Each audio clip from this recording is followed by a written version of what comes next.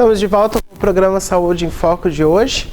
Antes de nós continuarmos, doutor, eu quero conversar um pouquinho com a Patrícia, que é a proprietária da First. Quais são as dicas First Class hoje para nós? Bom dia. Bom, as dicas de hoje são em relação a documentos, né? Algo tão simples, mas é assim, pode ser, né, o início ou o término do que você pretende fazer. Aqui pelo Mercosul, você sabe qual o documento necessário para a gente poder entrar? O RG, né? Não? Sim, eles aceitam o teu passaporte ou o RG, mas ele tem que estar dentro do prazo de validade, né? CNH, carteira de motorista, não é aceito. Eu espero que você nunca tenha encontrado alguém, conheceu já alguém que não conseguiu entrar porque tinha só a carteira de motorista? Eu não conheci, eu fui já com o RG, inclusive eu tive que fazer. Prazer.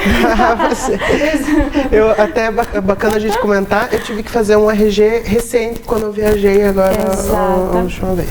Exatamente. É um detalhe muito pequeno, né? Mas eu espero assim que vocês não passem por essa experiência, porque realmente é muito frustrante, né? É um detalhe. Mas no meu caso eu não consegui entrar no Uruguai porque eu estava com a CNH, ok? Não tinha o hábito de carregar a identidade e na época eu tinha deixado meu passaporte em Passo Fundo. Daí não teve o que fazer. Então verifica sempre qual a documentação que você precisa para o país que você está indo, né?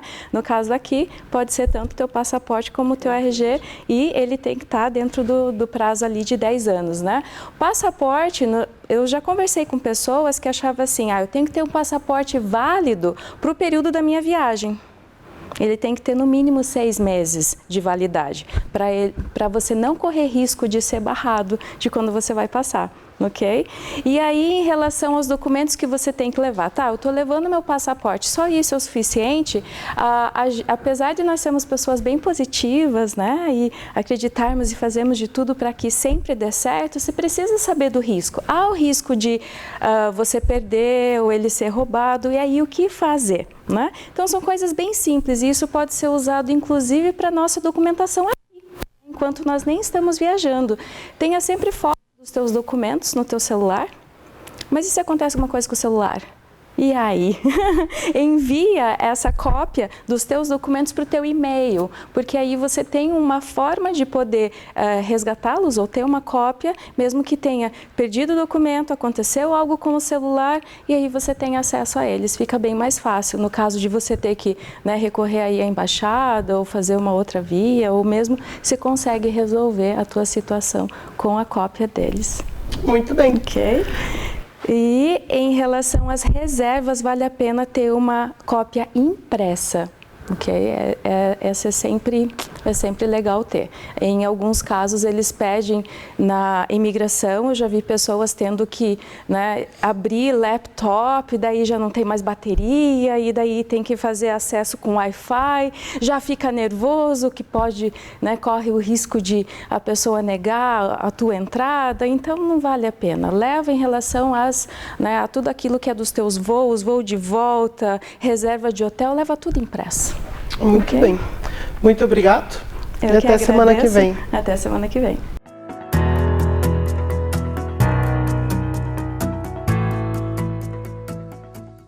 Doutor Paulo, então depois da dica aí da Patrícia, a gente vai continuar falando dos transtornos, né? Isso, agora a gente vai falar um pouquinho sobre a bulimia nervosa, né? Que é uma doença que no dia a dia ela acaba se misturando muito com a anorexia. Por isso é importante de um psiquiatra para conseguir fechar esse diagnóstico, né?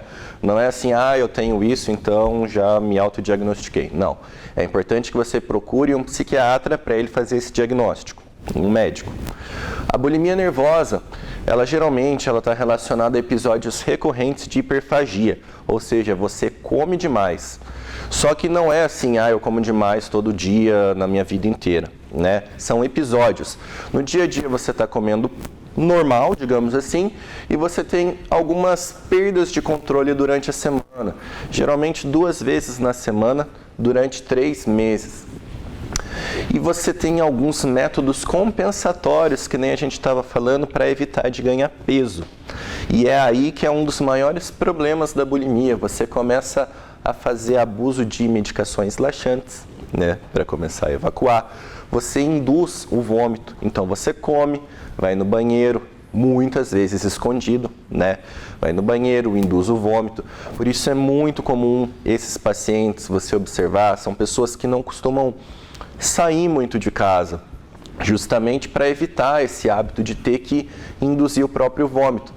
Só que o mais, não digo engraçado, mas interessante é que muitas vezes você não desconfia que aquela pessoa tenha bulimia, porque ela termina de comer e vai ao banheiro normalmente, você acaba achando que é uma coisa normal, entende? Diuréticos, a pessoa começa a fazer abuso desse tipo de medicações, a gente sabe que o diurético não é só uma medicação que vai fazer você eliminar água. Então você pode ter alguns problemas relacionados ao potássio, você pode ter alguns problemas principalmente no coração, se você usar demais esses diuréticos. Enemas, né, que são supositórios, e exercícios físicos em excesso. Isso acontece tanto na anorexia quanto na bulimia. São pessoas que cruzam o limite do que é saudável, digamos assim. Ela começa a fazer um exercício físico em excesso, correr demais, encontra em algum exercício físico métodos compensatórios para tudo isso que ela vem comendo. Agora a gente vai mudar um pouquinho, Oswaldo, a gente vai falar sobre o transtorno da compulsão alimentar periódica, que daí já não é mais aquele tipo de paciente que emagrece, né? São pacientes que costumam ganhar peso. São pacientes que comem muito rapidamente, né? Comem grandes quantidades de comida sem estar propriamente com fome, então tem aquilo dentro da cabeça, sentem que precisam comer e muitas vezes não percebem, acham que é normal. Por exemplo, chega no restaurante, você consegue perceber alguém que tem um transtorno de compulsão alimentar quando você chega em um restaurante que é buffet livre. Você pode ver que geralmente esse tipo de paciente, eles olham como se eles estivessem em um parque de diversão, né? Eles acham que o mundo vai acabar ali, eles têm que comer tudo que eles conseguirem porque eles estão pagando, né? Você come até se sentir muito cheio, mas não é, por exemplo, tô satisfeito aqui, não. Você come até sentir que seu corpo vai explodir mesmo, de tanta comida que você acabou ingerindo. Muitas vezes esses pacientes comem sozinho, porque têm vergonha, né, da quantidade de comida. Geralmente mulheres acabam por comer sozinha, homens não, muitas vezes eles até se orgulham, né, nossa, olha o tamanho do meu prato, vou ficar grande, vou ficar forte. E muitas vezes essa sensação de culpa que acaba levando esses pacientes a buscar um profissional, um psicólogo, um psiquiatra. E aí que eu digo que entra a nutrologia. A nutrologia acaba sendo um meio de campo nisso tudo, né? Muita gente confunde o nutricionista com o pessoal da nutrologia. A nutrologia é um meio de campo. Então, o papel do nutrólogo é o que? Identificar esses pacientes e mandar para o especialista. A gente vai estar ali dando o suporte vitamínico, hormonal, metabólico, mas essa parte da dieta é com o nutricionista. A parte das medicações psicotrópicas ali para esses transtornos é com o psiquiatra, mas sempre com o nutrólogo fazendo esse meio de campo, tá? Então, a gente vai falar um pouquinho agora sobre a vigorexia, tá? Que é uma doença que ainda não está descrita no DSM-5, que é o manual ali da psiquiatria que o Brasil segue, né? A vigorexia, ela pode ser encaixada ainda como um transtorno obsessivo-compulsivo ou um transtorno dismórfico corporal. A gente também costuma chamar de dismorfia muscular ou anorexia reversa.